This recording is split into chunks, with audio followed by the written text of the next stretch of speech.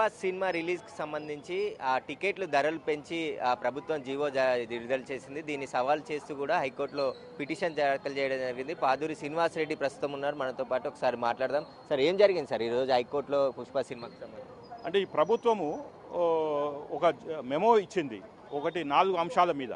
ఒకటేమో benefit show రాత్రి 9:30కి 4వ తారీఖు నాడు 800 రూపాయలు ప్లస్ జిఎస్టీ, అంటే 1000 రూపాయలు అబోవ్. అది not only in Hyderabad IMAX కాదు, across Telangana. Even single screen కూడా ఎక్కడో మారుమూల ప్రాంతంలో ఒరిజినల్గా ఉండవలసిన 330 రూపాయల నుంచి 50 రూపాయలు హైయెస్ట్ ఉండవలసిన సింగిల్ స్క్రీన్లో 800 రూపాయలు ప్లస్ జిఎస్టీ తీసుకొని మీరు చూడండి అని చెప్పారు. అది బెనిఫిట్ షో అన్నారు. మేము అడిగాము, ఇది బెనిఫిట్ షో ఎవరికి? ఆ వచ్చిన డబ్బులు ఏమైనా గవర్నమెంట్కి ఇస్తున్నారా? Government of Telangana CM relief ఫండ్కి ఇస్తున్నారా? లేకుంటే పీఎం కేర్ మోడీ గారికి ఇస్తున్నారా? లేకపోతే ఇంకేదైనా నోబుల్ కాజ్ ఏముంది అని అడిగాము. వాళ్ళు ఏమన్నారంటే, లేదండి మనీ అంతా మేమే పెట్టుకుంటాము అని. అంటే this is called enriched profits అంటాము. ఇది అంటే ఒక రకమైన లూటీ చేయటము.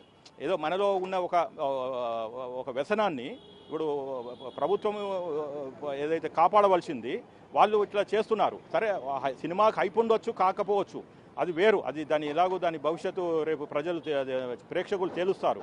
కానీ ఇలా 800 రూపాయలు ప్లస్ జిఎస్టీ 1000 రూపాయలు పెట్టి అక్రాస్ తెలంగాణ నడపటం అది. రెండోది, అసలు 5th షో అలౌ చేయడమే గ్రేటు. అలాంటి తెలంగాణ ప్రభుత్వము 6th and 7th show allow చేసింది. దాన్ని మేము ఛాలెంజ్ చేశాం. అది కూడా ఎప్పుడు రాత్రి 1ంటికి, మళ్ళీ మధ్యరాత్రి 1ంటికి, మళ్ళీ తెల్లారగట్ల 4ంటికి. అంటే జడ్జి గారు కూడా దీంతో ఏకీభవించారు మా ఆర్గ్యుమెంట్ తోటి. కరెక్టే కదా, ఇప్పుడు చిన్నలు మహిళలు వస్తారు, వాళ్ళు ఈ మఫ్లర్స్ షటర్స్ అంటే మనకి ప్రభుత్వమే చెప్తుంది, మీరు మార్నింగ్ వాక్ వెళ్ళకండి, పిల్లలు అని ఇట్లా ఎక్స్పోజ్ చేయకండి, చలికి చేసినా కానీ స్వెటర్స్ వేసుకోండి. ఇలాంటి ప్రభుత్వం ఎప్పుడూ ఒక అడ్వైజరీ ఇస్తుంటుంది మన వాతావరణాన్ని బట్టి. ఎండాకాలం అయితే వడదెబ్బ కొడుతుందని. అలాంటిది ప్రభుత్వము ఒక ప్రైవేటు వ్యక్తి, ఇదేమి పెద్దగా మనం దీంతో సినిమాలు చూడంగానే మన ప్రజలు ఏదో బాగుపడతారని కూడా లేదు. అక్కడ హీరో ఏం చేస్తున్నాడు, నిజంగా దాని నుంచి నేర్చుకొని ఎంబటే వీళ్ళేదో విజ్ఞతులు అవుతారా అంటే కాదు. అది ఒక హీరోని విలన్గా పోర్ట్రేట్ చేసి ఒక స్మగ్లర్గా చూపిస్తున్నారు.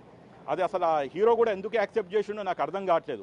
వాళ్ళ చిన్నాయన అంటే వాళ్ళ కుటుంబ సభ్యుడు పవన్ కళ్యాణ్ గారు కూడా కామెంట్ చేశారు.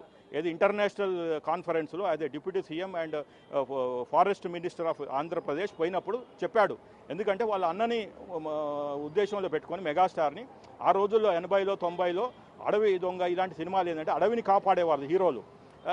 అలాంటిది ఇప్పుడు ఇతను ఏంటిది, అది మీరు పుష్ప 2 చూశారు, 1 చూశారు, 2లో ఏముందో మనకు తెలియదు, అది చూస్తే తెలుస్తుంది. కానీ 1లో ఏముంది, ఏమైనా నీతి నేర్చుకునేది ఏముందా, సమాజం బాగుపడేది ఉందా? అలాంటి ఏం చెప్పింది ఈరోజు కోర్టులో? ఎలాంటి వాదనలు జరిగాయి, ఏం చెప్పింది? వాళ్ళు ఒకటే చెప్పారు క్లియర్గా, మేమైతే బెనిఫిట్ షోకి ఆలోచిస్తాము.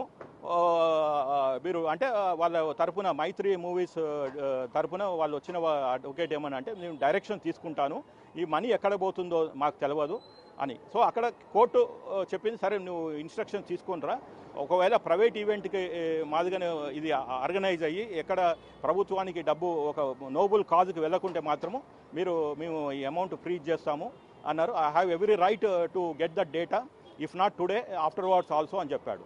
రెండోది 1 o'clock to 4 o'clock మధ్యరాత్రి 1ంటికి 4ంటికి ఈ షోస్ మాత్రం నేను ఆలోచిస్తాను.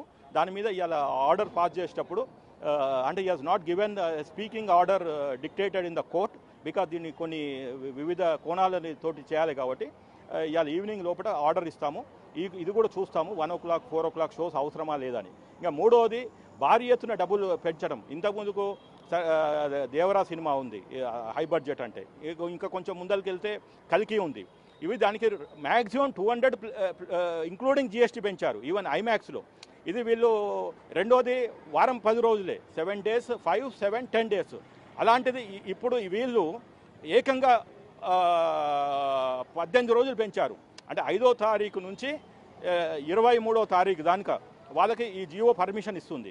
కాబట్టి ఇది మేమేమంటున్నాం అంటే, ఈ జియోని ఛాలెంజ్ చేస్తున్నాము. రెండవది, ఈ ఏదైతే మనీ ఇల్లీగల్గా అనాథరైజ్డ్గా అడహాక్గా ఆర్బిట్రరీగా కలెక్ట్ చేస్తున్నారో దానికి అకౌంట్ చూపించాలి.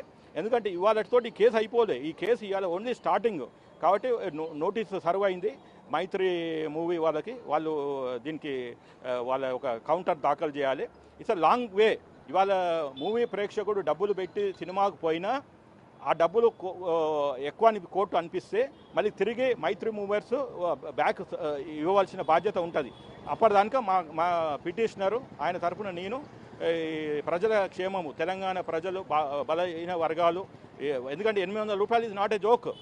అది కూడా చెప్పారు హానరబుల్ జడ్జి గారు. ఏమన్నారు అంటే, మీకు ప్రభుత్వమే భూములు ఇస్తుంది. ఐమాక్స్ ఇక్కడ హైదరాబాద్లో ఐమాక్స్ ఇచ్చారు, ప్రసాద్ ఐమాక్స్ అని. అది తర్వాత ఇక్కడ ఎర్రమంజిలు అక్కడెక్కడ భూము ఉన్నాయి. అలాంటప్పుడు మీరు ఇంకా తక్కువ ధరకు చూపించాలి, ఎందుకంటే మీరు భూములు కొని ఇన్వెస్ట్మెంట్ పెట్టి చేయలేదు. అలాంటిది మీరు ఎందుకు ఎక్కువ అడుగుతున్నారు? రెండోది 100 కోట్ల అబోవ్ బడ్జెట్ అంటున్నారు. మళ్ళీ మీరు ప్రభుత్వానికి డేటా ఇచ్చారా? ఇది 100 అయిందా, 150 అయిందా, 200 అయిందా, 300 అయిందా? రెండోది ఏంటంటే 20% ఆఫ్ సినిమా తెలంగాణ భూభాగం మీద తీయాలి. అది తీశారా లేదా?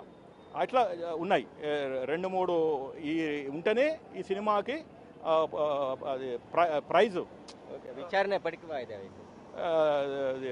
ఒక 2 వారాలకు వాయిదా వేశారు. అయితే పుష్ప సినిమాకి సంబంధించి సినిమా టికెట్ల రేట్లు పెంచడాన్ని సవాల్ చేస్తూ హైకోర్టులో పిటిషన్ వేయడం జరిగింది. దీనిపైన ఈరోజు విచారణ జరిగింది. దీనికి సంబంధించి సుదీర్ఘ వాదనలు విన్న న్యాయమూర్తి విచారణ 2 వారాలకు వాయిదా వేశారు. ఆ లోపు మైత్రి మూవీస్కి సంబంధించిన నిర్మాతలు కౌంటర్ దాఖలు చేయాలని చెప్పేసి కూడా చెప్పడం జరిగింది. ఇక బెనిఫిట్ షోలకు సంబంధించి నిర్ణయం తీసుకుంటాం, ఎందుకంటే ఇంత సడన్గా నిర్ణయాలు తీసుకునే వీలుండదు కాబట్టి దాన్ని పరిశీలించి నిర్ణయం తీసుకుంటామని చెప్పేసి కూడా న్యాయమూర్తి చెప్పినట్టు అడ్వకేట్ చెప్తున్నారు. కెమెరామెన్ పరశురామ్తో సురేష్, బిగ్ టీవీ, హైకోర్టు.